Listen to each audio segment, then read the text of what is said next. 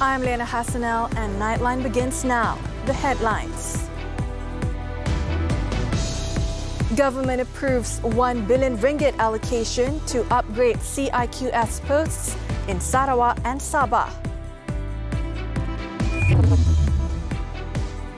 And lax conditions allowed culprits to carry out Penjana Kerjaya scams.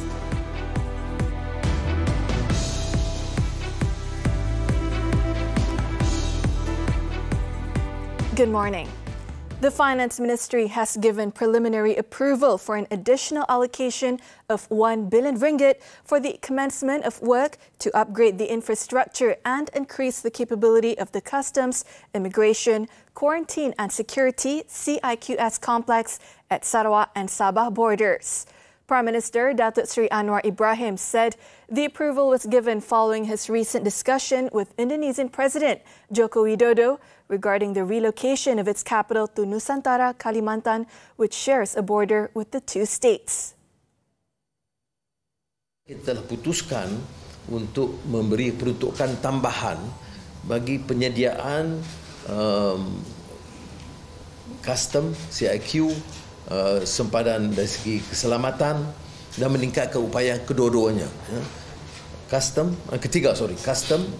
CIQ dan immigration, CIQ sebenarnya, dan keselamatan, polis dan kemudian tentera, dan ketiganya prasarana asas seperti jalan raya. Kita tidak patut dilihat terlalu daif. Datuk Seri Anwar said this at a media conference after chairing the Malaysia Agreement 1963 MA63 Implementation Action Council meeting in Sarawak on Friday. He also said that he wants early preparation to start for the construction of CIQS posts and road infrastructures to be made immediately. The CIQS posts were previously planned to be built at Tapak Meh, which is located in the interior of Baleh in Kapit Division. At the same media conference, Datuk Seri Anwar also said the federal government agreed to increase the special grant to Sarawak as provided for in Article 112D of the Federal Constitution to Sarawak to 300 million ringgit. He noted that the amount was only for the initial stage before a specific formula was announced by the federal and Sarawak governments. The Prime Minister said the provision of the grant was decided by previous leaders who saw Sabah and Sarawak as lagging behind the peninsula during the formation of Malaysia.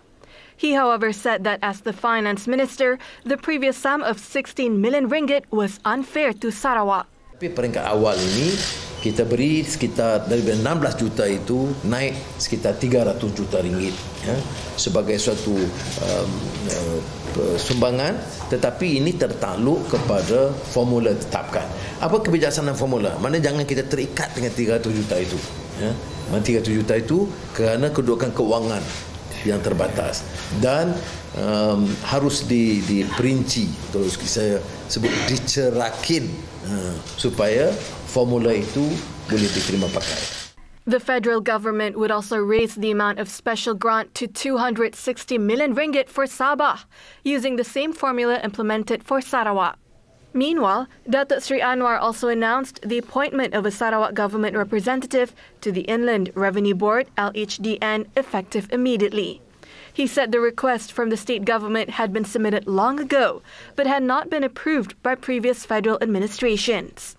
He said he agreed for the Sarawak Financial Secretary, SFS, to sit on the board, as the official met the requirements of being a professional with the relevant experience and qualifications. On another matter, Datuk Seri Anwar said federal departments will get 3 months to confirm if they have plans to develop state land leased to them for public projects and must surrender these if they do not.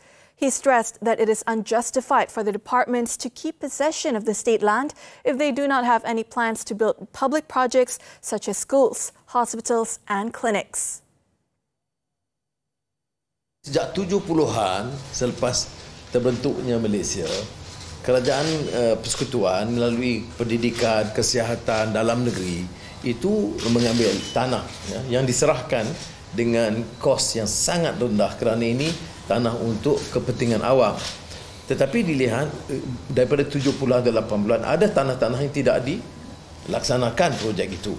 Mungkin tanah tidak sesuai, mungkin peruntukan tidak ada. He said if it is true that no schools are going to be built or funds not allocated, then the land should be returned to the states based on the original price when the lands were leased out.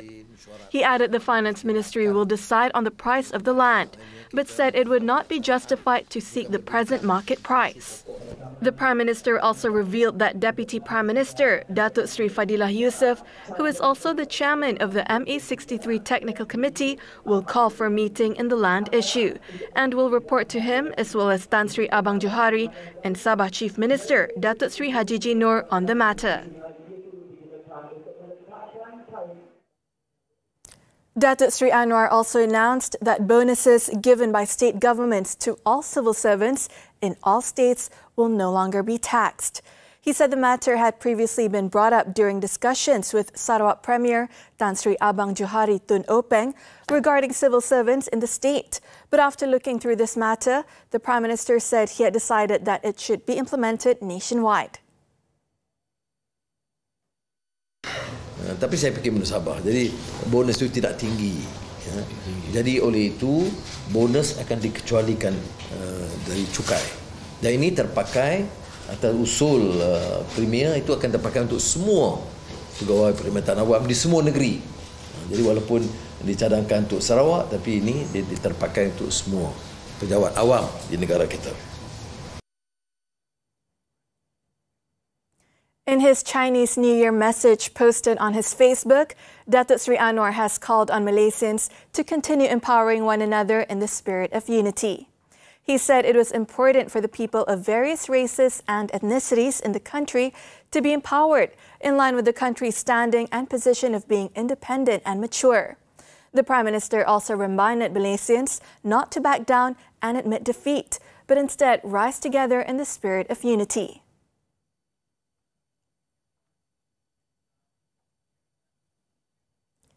The proposed establishment of a single border agency, SBA, to regulate the country's entry points is now in the final stages of implementation. Home Minister Datuk Sri Saifuddin Nasution Ismail said the initiative, which had been planned since 2018 to replace more than 20 enforcement agencies, would emulate border agencies in other countries, such as the United States, the United Kingdom, Canada and New Zealand. Penubuhan jawatankuasanya pun sudah diwujudkan. Mereka sedang bekerja.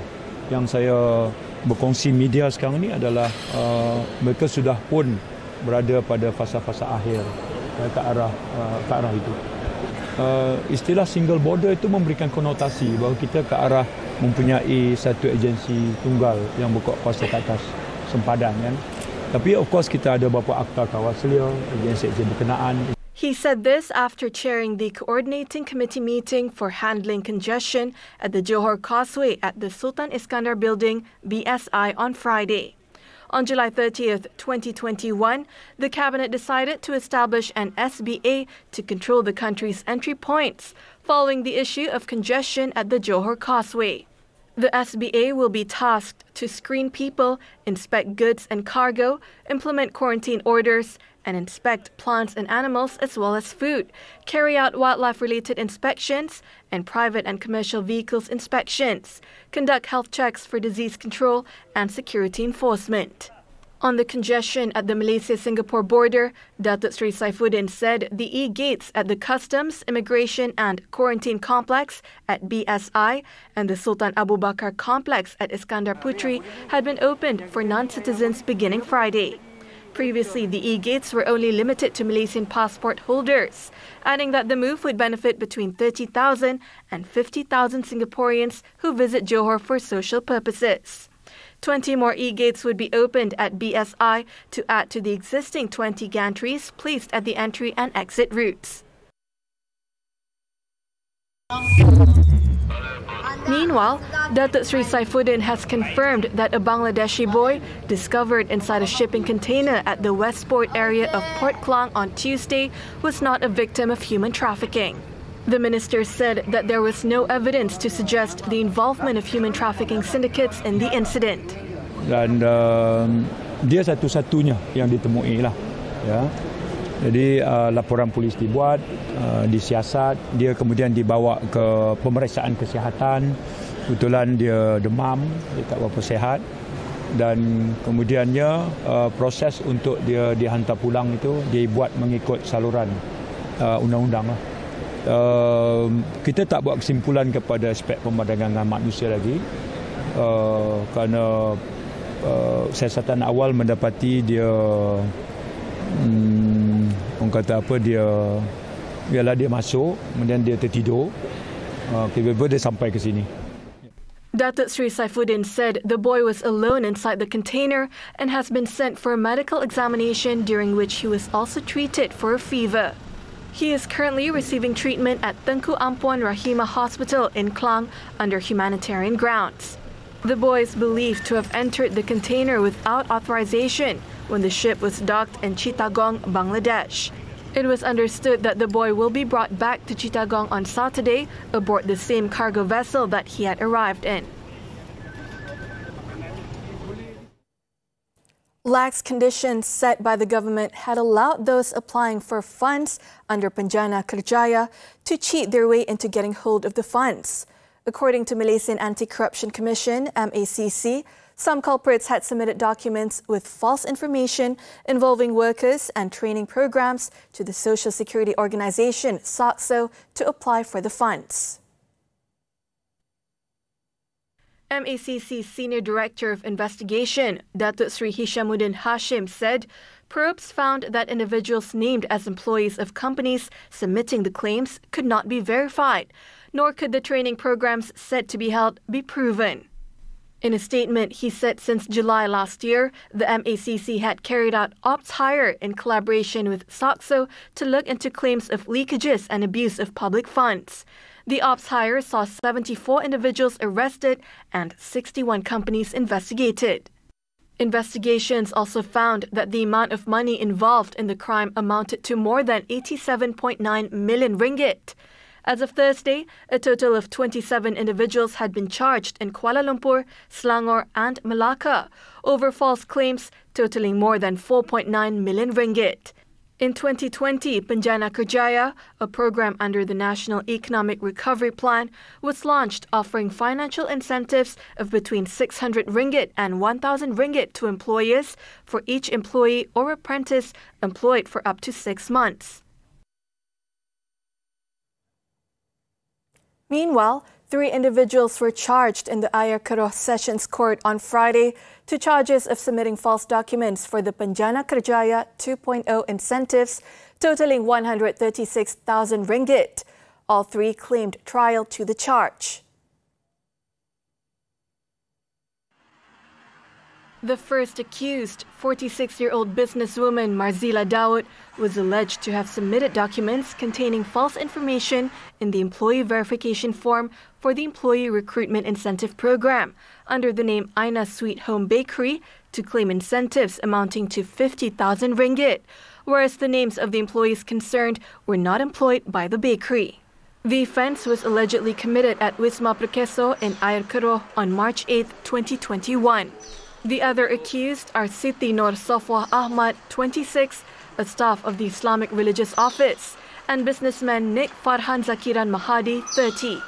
They were charged with committing a similar offence by submitting claims for incentives amounting to 41,000 ringgit and 45,000 ringgit respectively at the same place. All 3 were all charged under Section 18 of the MACC Act and punishable under Section 24(2) of the same law, which provides for a jail sentence of up to 20 years and a fine not less than 5 times the amount of the said offences if convicted. Judge Elizabeth Paya 1 allowed Marzila bail of 15,000 ringgit, while bail for Siti and Nick was set at 12,000 ringgit each. February 16th has been set for mention of the cases. 2023. Fresh start, new opportunities. Join me, Zahirul Calvinong Abdullah, as Money Matters kicks off its new season by discussing Malaysian businesses in the new year. With Dato' Abdul Malik Abdullah of the Federation of Malaysian Business Associations this Saturday 5 p.m. only on TV3.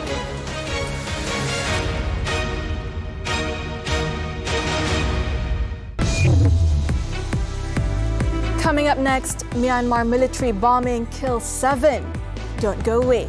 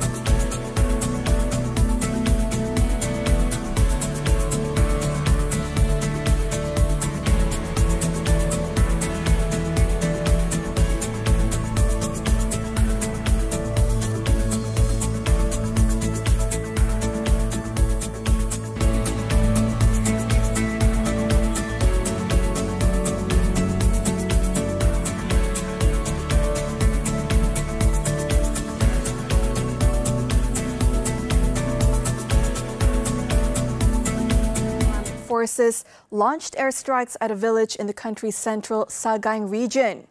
The fatalities were victims who suffered severe burn beyond recognition due to the strikes, causing villagers to flee in fear of further bombings.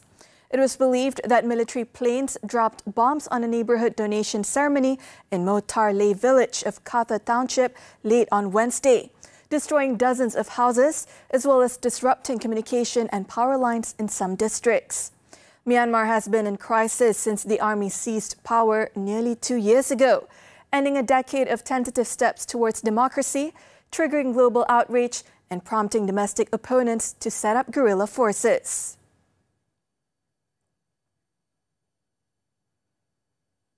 China said the worst was over in its battle against COVID-19 ahead of what is expected to be one of the busiest days of travel in years on Friday.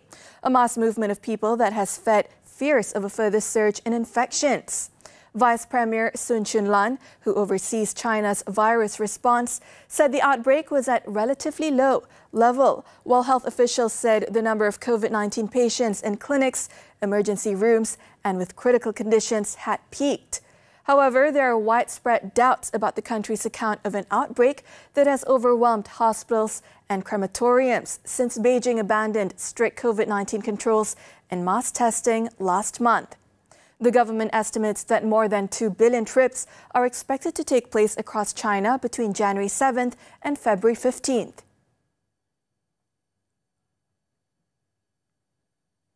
In South Korea, about 500 people were forced to flee their homes after a fire spread through a low-income neighborhood in southern Seoul on Friday morning.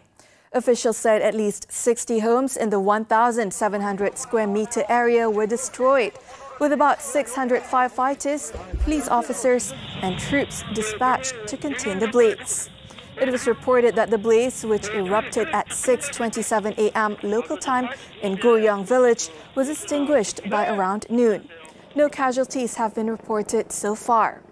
The exact cause of the blaze was unknown, but the area has also been prone to fires and floods, with many homes built using cardboard and wood.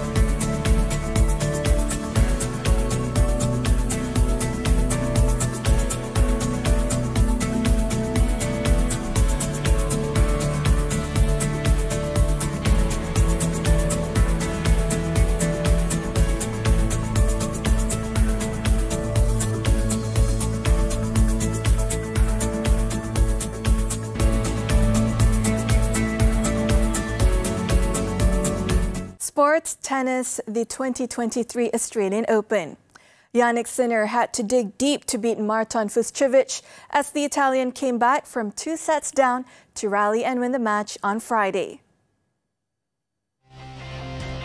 Fucsovics enjoyed a great start as he took the first 2 sets 6-4, 6-4. Sinner, however, bounced back to win the next 2 sets 6-1, 6-1. The decider was surprisingly one-sided as Sinner demonstrated his superiority to claim a 6-love win and a slot in the 4th round. The battle of the day, however, went to Andy Murray versus Thanasi Kokkinakis. The former world number 1 fought back from 2 sets down to beat Thanasi Kokkinakis 4-6, 6-7, 7-6, 6-3, 7-5 in an absorbing encounter that finished after 4 a.m. local time on Friday morning.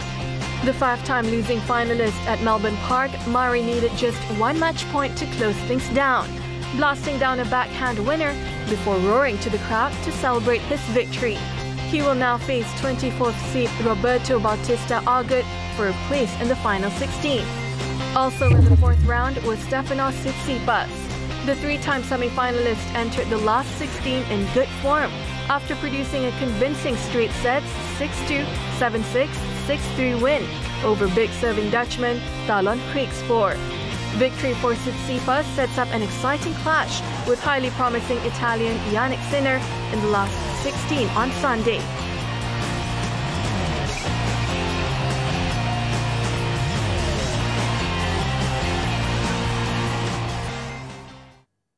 In the women's event, Jessica Pegula barely broke a sweat in a 3rd-round dominant win against error-prone Marta Kostyuk. Kostyuk was really struggling with her serve, recording 5 double faults, and Pegula took full advantage as she pulled her Ukrainian opponent around the court to win the first set 6-love in just 31 minutes. Kostyuk tried to recover in the 2nd set, but Pegula was at her best as she sealed a passage into the 4th round with a 6-2 win. Waiting for her is Barbora Krejcikova. The former world number 2 became the first player to advance to the 4th round after a 6-2, 6-3 win over Angelina Kalinina. Krejcikova has not dropped a set in 3 matches. Also in the 4th round was Iga Swiatek. The world number 1 faced no trouble claiming a 6-love, 6-1 win over Kristina Buxa to set a clash with Elena Rybakina. The reigning Wimbledon champion fended off last year's Australian Open finalist Danielle Collins 6-2, 5-7,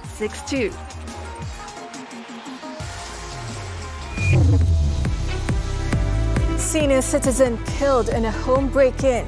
This and more after this short break.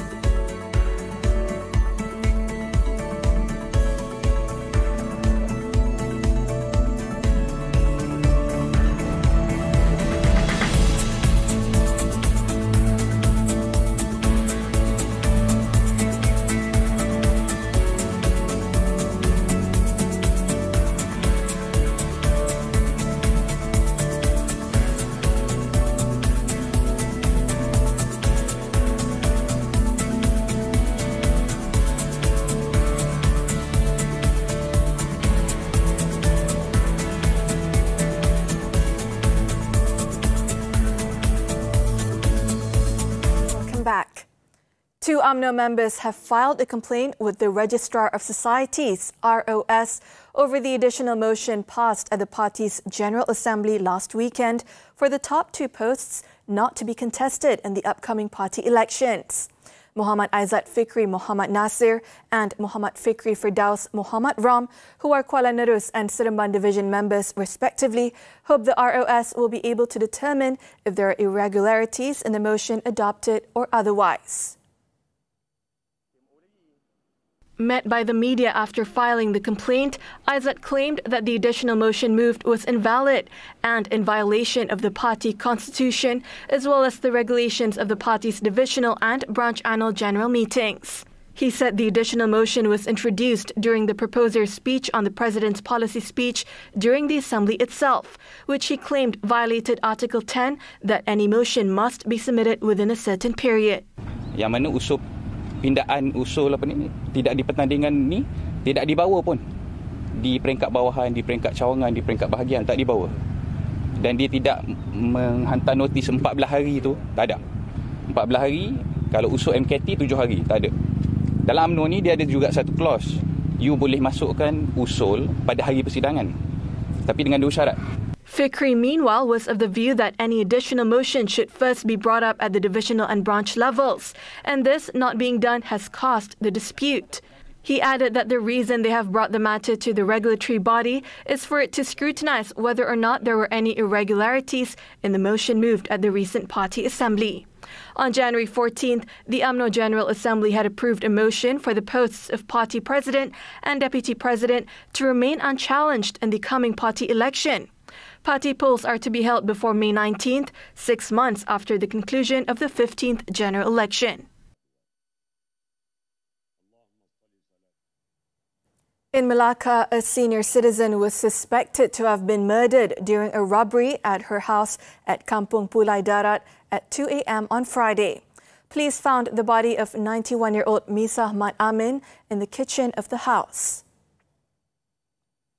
Jasin District Acting Police Chief Assistant Commissioner Muhammad Fazli Othman said the victim is believed to have been living alone. He said police were informed about the incident by neighbors at 3:54 a.m. The senior citizen was pronounced dead by a medical team at the scene, and her remains were later sent to the Jasin Hospital for post-mortem. Acting on information from members of the public, police managed to detain a 20-year-old suspect who was unemployed about 6 hours later near the location. The suspect had 3 previous criminal records for robbery.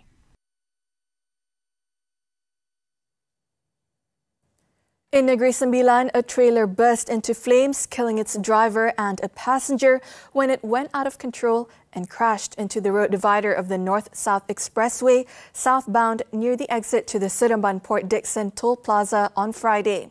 Seremban District Police Chief ACP Nanda Ma'raf said the victims were identified as trailer driver Mazlan Molot, 48, and Fauziah Uyop in her 40s, believed to be Mazlan's wife.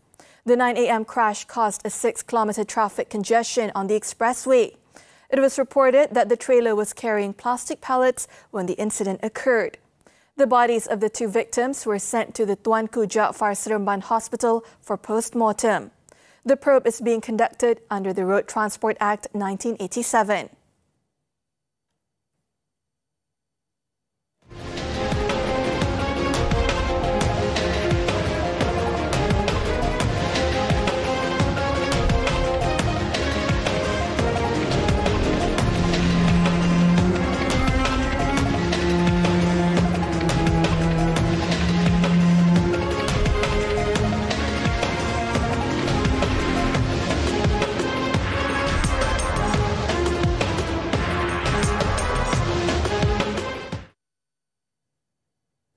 Nightline draws to a close this time around. Let's take a look at the 2023 New Year Lantern Festival at a riverside park in China, which features colorful lanterns such as the Chinese zodiac rabbit, finless porpoise, and other elements. I'm Liyana Hassanel. Thank you for watching and stay safe, Malaysia.